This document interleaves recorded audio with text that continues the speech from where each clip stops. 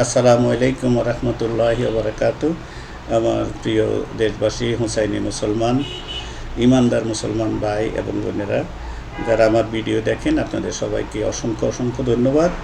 একটা বিষয় নিয়ে আমি আসছি আজকে, সেটা হচ্ছে প্রথমত রমজান মাস আসলে শুরু হয় তারাবি 8 না 20, 8 রাকাত না 20 রাকাত। তো এই বিষয়টা আইমাই দিন, যারা দিন নিয়ে আসছেন, যারা দিনকে এই দেশে প্রতিষ্ঠিত করে দিয়ে গেছেন, তারা আমাদের পূর্বপুরুষদেরকে তারাবির নামাজ 20 রাকাতে শিক্ষা দিয়েছেন, নিজেরাও আমল করেছেন এবং আমাদের পূর্বপুরুষদেরকে আমল করেছেন। যোগের পর যোগ এই আমলে চলে আসতেছিল। মাঝখানে আসি আলে হাদিস একটা সম্প্রদায় হঠাৎ করে এসে এটার ভিতরে যে আম্মাজান আয়েশা রাদিয়াল্লাহু তাআলা আনহার একটা হাদিসকে এনে এটার ভিতরে দিয়ে বলতেছে না, তারাবি হইল 20 রাকাত, রসুল্লাহ সালাত হইল তারাবি 8 রাকাত, রসুলের তারাবি হইল 8 রাকাত, আর হানাফিদের তারাবি হইল 20 রাকাত। তো আলহামদুলিল্লাহ এগুলো মীমাংসিত হয়ে গেছে। আশা করি যারা যে ভ্রান্ত মতবাদকারীরা এগুলো নিয়ে মতবাদ করতেন, তারা যেখানে ফারুকে আজম 20 রাকাত তারাবি, সাহাবা আজমাইনের জমাত 20 রাকাত তারাবি করছেন, সেখানে অন্য কারো কথা বলার এখতিয়ার এই বিষয়ে নাই। যারা এই বিষয়ে ফারুকে আজম অথবা সাহাবার জমাত, জান্নাতীদের জমাত, যারা রসুল থেকে শিখছেন, যারা রসুলকে দেখেছেন, যারা দুজাহানের বাদশার কদমের দুলা পেয়েছেন, যারা রসুলের জুতার নিচে আশ্রয় নিয়ে ইমানদার হয়েছেন, তারা যে ফতুয়া দিয়েছেন, তারা যে আমল করেছেন, তার উপরে কথা বলার এখতিয়ার এই জমানার কোনো লোকের, সে যেই হোক, তার এই অধিকার নাই। সে এর কথা বললে বোঝা যাবে সে সাহাবা আজমাইন থেকেও বেশি বুঝেন। অথচ আল্লাহ রাব্বুল আলামিন কোরআনে মজিদে সূরা তওবার 100 নম্বর আয়াতে বলতেছেন যে সাহাবীদের, আমার নবীর সাহাবীর আনসার এবং মুহাজির, যারা মদিনা থেকে, মক্কা থেকে হিজরত করে মদিনায় গেলেন, তারা হলেন মুহাজির, যারা তাদেরকে সাহায্য করলেন এবং নিজেদের আশ্রয় দিলেন, তাদের জায়গায় ঘর বাড়ি উঠে দিলেন, খাওয়ার ব্যবস্থা করে দিলেন, থাকার ব্যবস্থা করে দিলেন, নিজেদের সব কিছু উজাড় করে দিয়ে যার ভাইদেরকে যারা গ্রহণ করছেন তারা আনসার। সেজন্য মদিনার সাহাবীদের মর্যাদাও অনেক বেশি আল্লাহ রসুলের কাছে এবং আল্লাহর কাছে। তো আমার রসুল জীবনের আমার রসুল মদিনা মনোবরায় কিয়ামত পর্যন্ত মক্কায় না থাকি মদিনায় থাকলেন।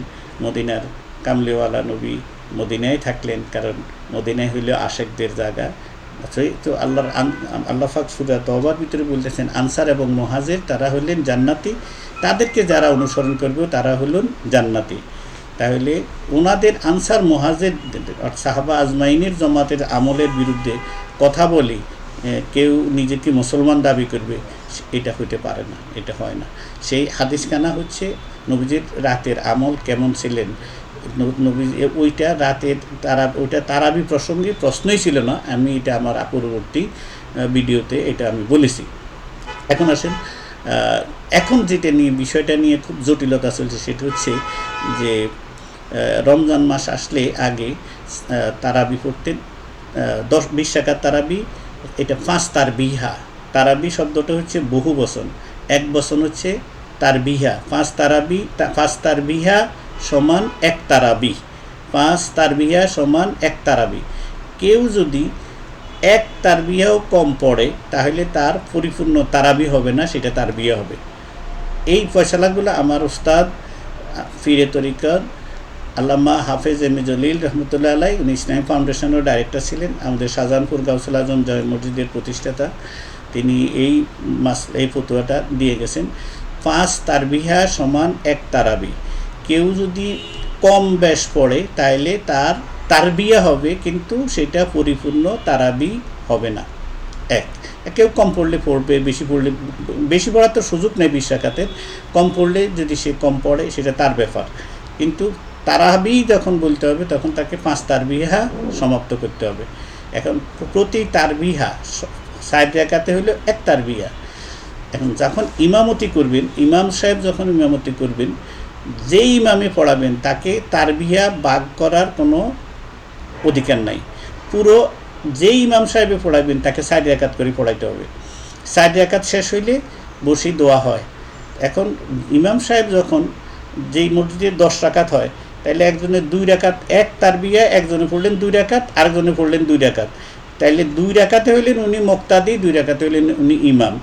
বিষয়টা খুবই দৃষ্টিকটু এবং অসুন্দর। সুন্দর হচ্ছে ইমাম যিনি পড়াবেন তিনি 4 রাকাত পড়াবেন।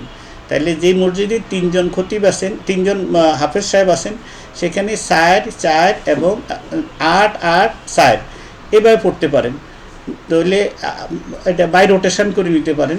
কিন্তু তা না করে যদি এখানে কেউ 8 রাকাত পড়াইলেন, আবার কেউ 6 রাকাত 6 রাকাত 12 রাকাত 20 রাকাত ফুরাইতেছেন, বিষয়টা তার বিহা পরিপূর্ণ হলো না। কারণ একজন ইমাম যিনি ইমামতি করবেন তাকে এক তারবিয়া সমান ইমামতি করতে হবে।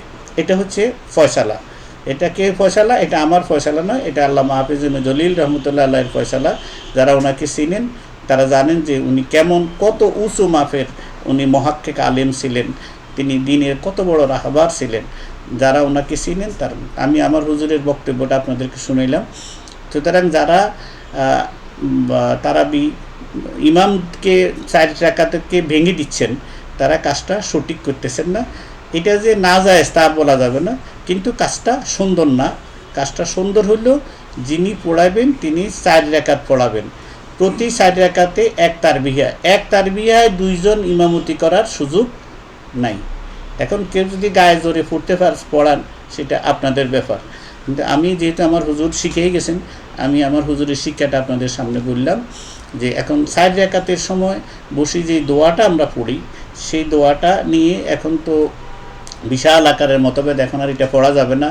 আলে হাদিস বলতেছে যে এই সময় তো বলছে বসে থাকার জন্য, বিশ্রাম করার জন্য, সুতরাং এই সময় পড়বে কেন? অথচ সুবহানাজিল মুলকে এই দোয়াটা পড়তেন। এটার উপরে ইনশাল্লাহ আমি শনিবার দিন একটা ভিডিও করব, এই সুবহানাজিল মুলকে এটা জায়েজ না না জায়েজ, এটা কি কারা কারা পড়ছেন, এটা পড়ার ফজিলত কি, ইনশাল্লাহ এই বিষয়ে কথা বলবো। আজকে আমার বলার বক্তব্য হচ্ছে যে তারবিয়াকে ভাঙা যাবে না। এই ফয়সালা আমার নয়, এটা আল্লামা হাফিজ ইবনে জলিল রহমতুল্লাহ আলাইহি কিতাবের ফতোয়া দিয়া, কিতাবের রেফারেন্স দিয়ে গেছেন, কিন্তু কিতাবের নাম আমার মনে নাই। সেই জন্য আমি, যেহেতু আমার মুর্শিদ কেবলা তিনি আমার ওস্তাদ, তিনি আমার প্রিয় রাহবার, তিনি আমার ওলি, তিনি আমার মুর্শিদ, তিনি যে পথ দেখিয়ে দিয়ে গেছেন, আমি সেই কথাটাই বলে দেওয়া আমার দায়িত্ব মনে করছি। সুতরাং আপনারা যারা তারবিয়া ভাঙেন, আপনারা বিষয়টাকে নিয়ে আরেকবার চিন্তা করবেন। বাইতুল মোকাররম মসজিদে আজ থেকে বছর 2 আগে আমি বাইতুল মোকাররমে 84 সাল থেকে আলহামদুলিল্লাহ আমি তারাবির নামাজ পড়ি। তো আমি হঠাৎ করে দেখলাম সেখানে এই অবস্থা হয়ে গেল আজ থেকে বছর 2 আগে। আমি ইমামদের সাথে বসলাম, হাফেজ সাহেব এবং ইমাম সাহেবদের সাথে বসলাম, তখনকার যারা মুফতি ছিলেন, এখনও একজন আছেন সেখানে। তো আমি ওনাদেরকে এই কথাটাই বুঝাই বলার পরে আলহামদুলিল্লাহ পরের দিন থেকে এখন পর্যন্ত ঠিক আছে আলহামদুলিল্লাহ। আমাদের জাতীয় মসজিদ বাইতুল মোকাররমে প্রথম যিনি পড়ান তিনি কখনো শেষে উনি 4 রাকাত পড়ান, কখনো প্রথমে 4 রাকাত পড়ান। এখানে হচ্ছে 4 8 8, এই হলো 20 রাকাত। যিনি 4 রাকাত পড়ান তিনি এশার নামাজটাও পড়ান, রীতির নামাজটাও পড়ান। নামাজ শেষে সুন্দর করে একটা মোনাজাত দেয়, আমরা প্রাণ ভরে সকলে সেই মোনাজাতে অংশ নিই।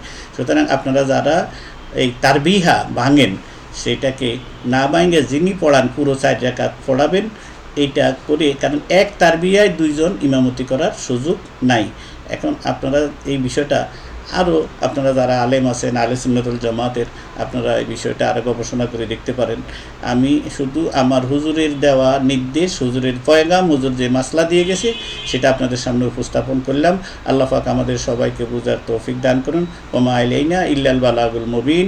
আসসালামু আলাইকুম ওয়া রাহমাতুল্লাহি ওয়া বারাকাতুহু। আল্লাহুম্মা সাল্লি আলা সাইয়্যিদিনা মুহাম্মাদিন ওয়া আলা আলি সাইয়্যিদিনা মুহাম্মাদিন ওয়া বারিক ওয়া সাল্লাম। আল্লাহ পাক আমার মুর্শিদ কিবলাকে জান্নাতের উচ্চ মাকাম দান করুন। আমিন আমিন। ওয়া আখিরু দাওয়ানা আলহামদুলিল্লাহি রাব্বিল আলামিন।